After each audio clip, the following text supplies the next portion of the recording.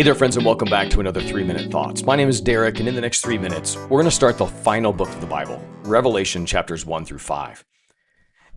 As we begin this book of Revelation, we're going to look at Revelation not as a code that needs cracked or some formula that needs to be figured out, but it's actually going to be a letter written to real churches facing fear, pressure, and persecution.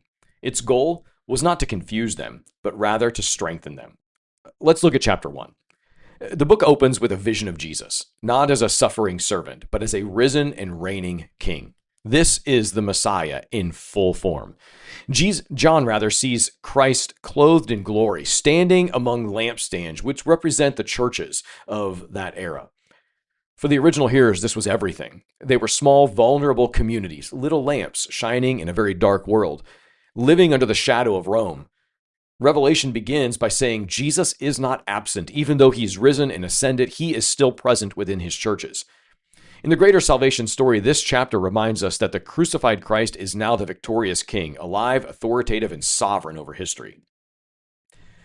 For you and me today, Revelation 1 reframes our fears. Whatever threatens the church does not threaten Christ, and he is ever present.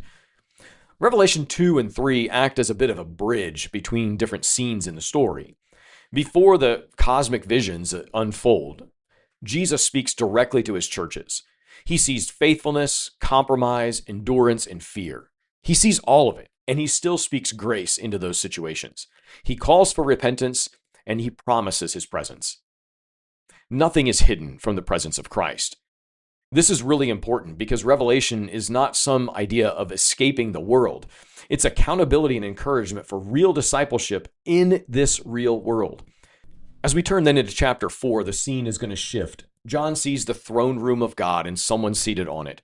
For believers living under an empire that claimed ultimate authority, this vision was revolutionary. Rome is not on the throne. God is. Heaven is not chaotic. It is ordered, worshipful, and centered on God's holiness.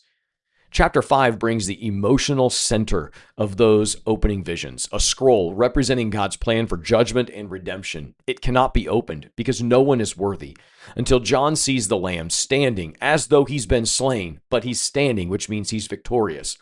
Jesus is worthy not because of raw power, but because of his sacrificial death. He has conquered by giving his life. For those original hearers, this redefined victory.